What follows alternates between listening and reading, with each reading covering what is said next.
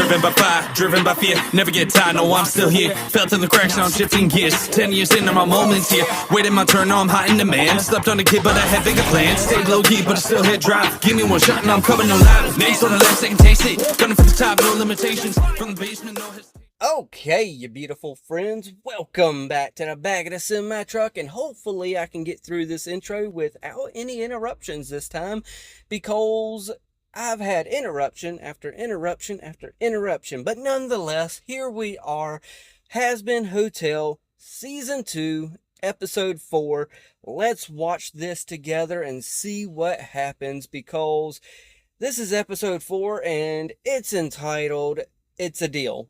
Now, I know one person who makes deals on this show, and that's Alastor. Granted, there are other people making deals here and there, but Alastor's the one who's always trying to make deals. Now, don't get me wrong, it could be somebody else, because in the last episode, it was entitled Behind Closed Doors, and I was completely wrong in trying to guess what that was about. I thought it was going to be about Charlie and Alastor, not Charlie and Alastor, Charlie and Angel, and them doing kind of some therapy sessions together and all that good stuff. But nope, it was completely different. And if I'm being real and honest, I think episode 3 is going to turn out to be the worst episode of the bunch. So, because I always say there is at least one episode in a season that is not quite as good as the rest, and it's always looked down upon. And I think episode 3 is going to be that one. Granted, yes, in the last episode, we did get a big revelation with, Vox saying that, Angel killed his dad.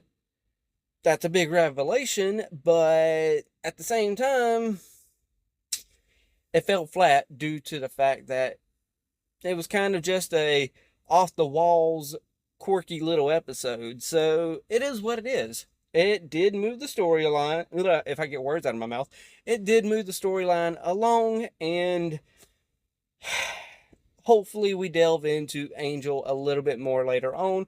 Plus, we got Cherry Bomb as well. She's actually joining up at the hotel and actually staying there and trying to get redeemed, instead of actually just saying, nah, I just visit here and hang out with y'all.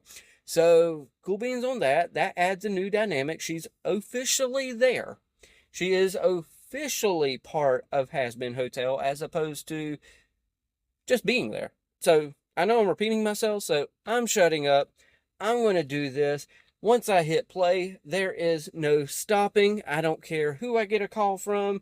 Yes, of course, my wife comes first, but I have told her that I was recording, and unless it's an emergency, I don't see her calling me. So, yeah, once I start, we're going. 3, 2, 1, and play.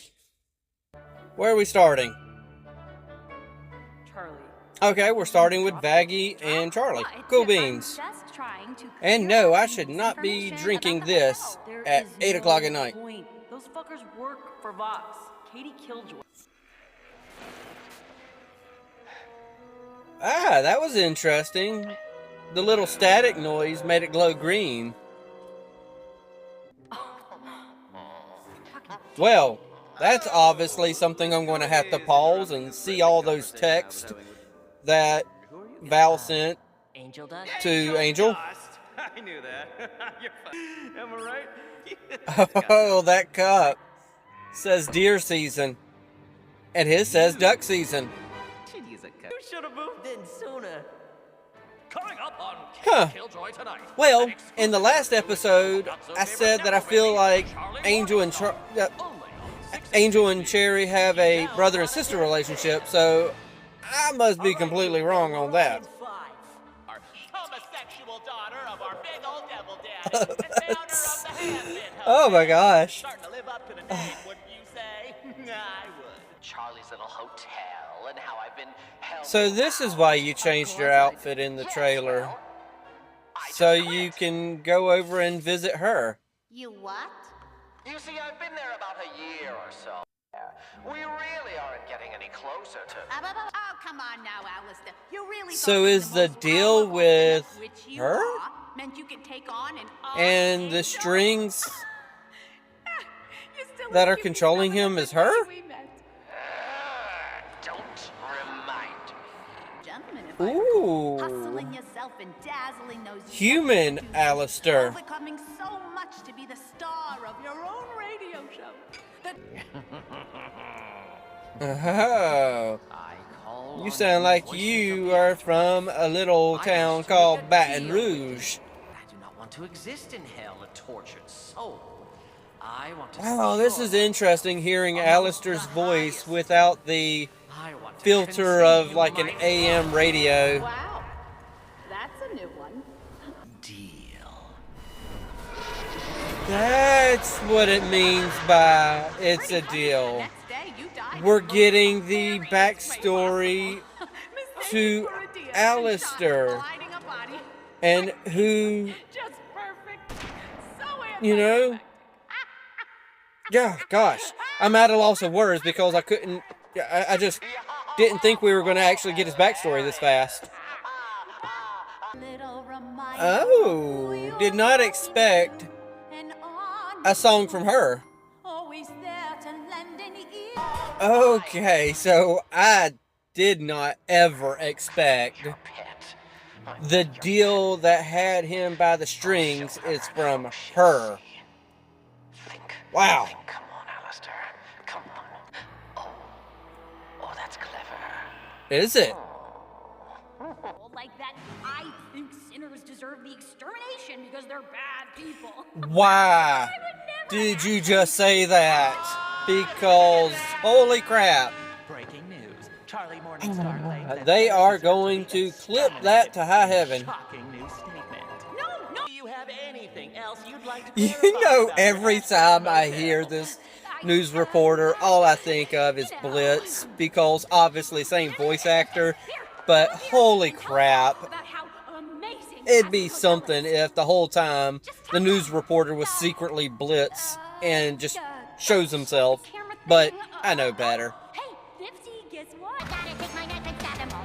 Oh gosh, holy crap, this is like a very hyper anime intro and it's awesome.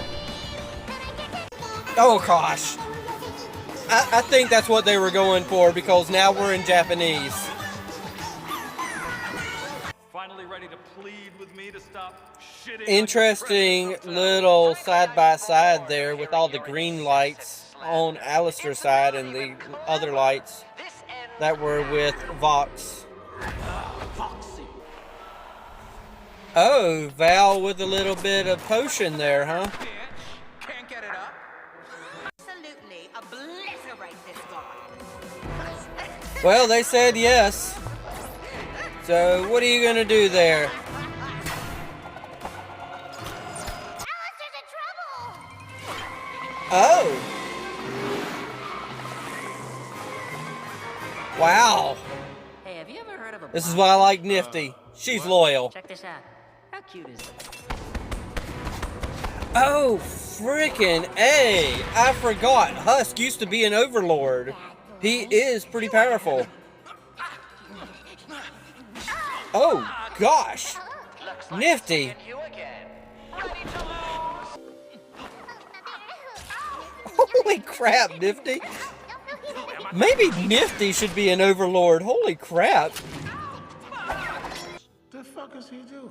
Pretty enticing, isn't it? Huh. Think of the That headline. is interesting. What is your end game there, Alastor? I fucking did it! Oh, why the long face? Okay, Alastor, you said 2 conditions, by the way. I only heard one. What's the other? Isn't this nice? Desperate you were for attention back then. You and I Are we were as also getting a backstory had your decent ideas. to Vox as well? It was almost impressive, and I respected you. And then you went and ruined it. You're inspiring. We are getting a bit of a small backstory to Vox with his old TV head. And my boring you with my compliments? I am quite disappointed in you.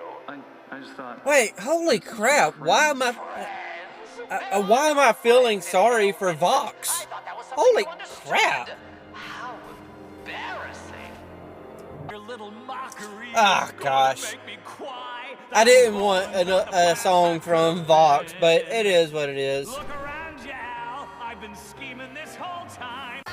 Pretty good little jig we got going here, though, so I'll give it a shot. When you lose your marbles in Act 3. Foreshadowing, in Act 3, he's going to lose his marbles. Except I'm smart. And can I film it? I don't normally laugh at something like that, but it was funny. Yeah. So here's the thing with Alastor. I know he's scheming, so this is obviously for a reason that he's made a deal with Fox to kind of agree to be his captor. Not captor, but yeah. Wait. He agrees to be his prisoner. There we go. I'll just say it that way. So, yeah, the problem is I can kind of halfway read a little bit of this. And at first, let me go ahead and start thinking back here for a second. Alastor was looking for a way out from his deal with Rosie. So then he has this little idea of going and fighting Vox. So, in my head, as the fight's going on, I'll be real with y'all, in my head I was thinking, wait, this is kind of stupid. It's kind of out of nowhere. I don't understand why Alastor's just jumping in for a fight with Vox. And then it clicks in my head. Okay, I got it now. This is all part of Alastor's little plan. You know, he's gonna go into the fight and then make it look like his back's up against the wall and then make a deal with Vox and make Vox feel like he's getting the better end of the deal, blah, blah, blah. Then he makes a deal. Now, there was supposed to be 2 provisions, unless I missed something, which is very possible. Unless I missed something, I only heard 1 provision to that deal. He said that he can't touch Charlie. Well, he might have phrased it differently, but it was something along that lines. But I don't remember the second provision. Now, don't get me wrong, I will be going through this a second time, just kind of checking it out on my own time, and then heck, in the third time I go through it, I'm really going through it because I'm having to edit down all the dead space and stuff like that.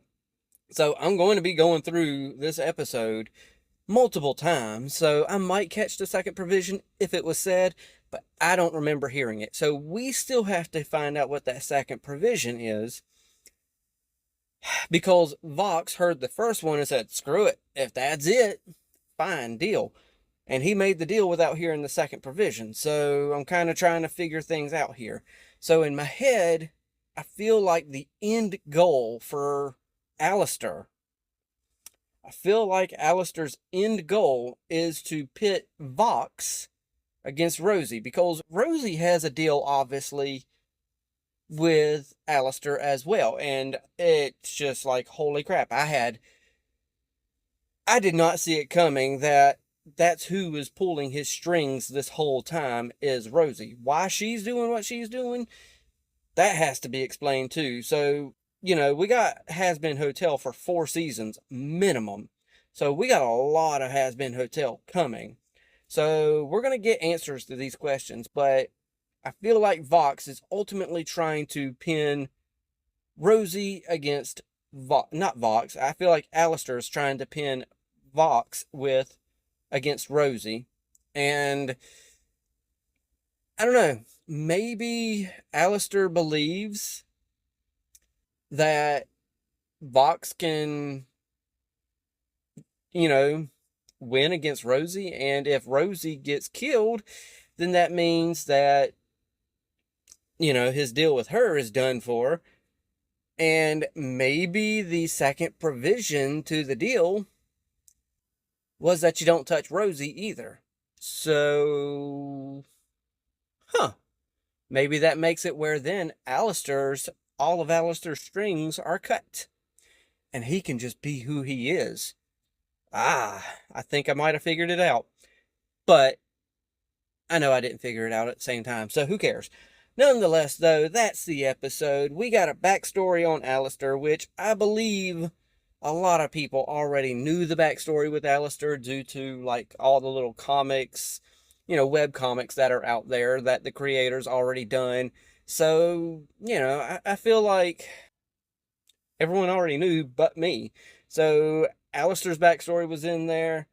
I feel like we got a little bit of foreshadowing of Vox in the third act of this show, where Vox loses his freaking marbles, because that's what Alastor said in the song. So, yeah, we got a lot of things happening right now. So, this was a much better episode than episode 3, in my opinion, because it pushed a lot of stuff along. Granted, it was a little wonky there in the middle with the fight between Vox and Alastor, but ultimately, I kind of see where they're going.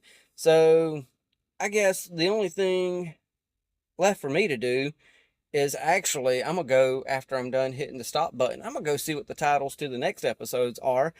And then, after that, I guess I'm just going to call the wife and go to sleep myself. Either way, though, I am shutting up because I have been recording for darn near 37 minutes. And I'm going to pass it off to all of you. Y'all know the drill by now. Hit that like, tickle to subscribe. Don't be texting and driving.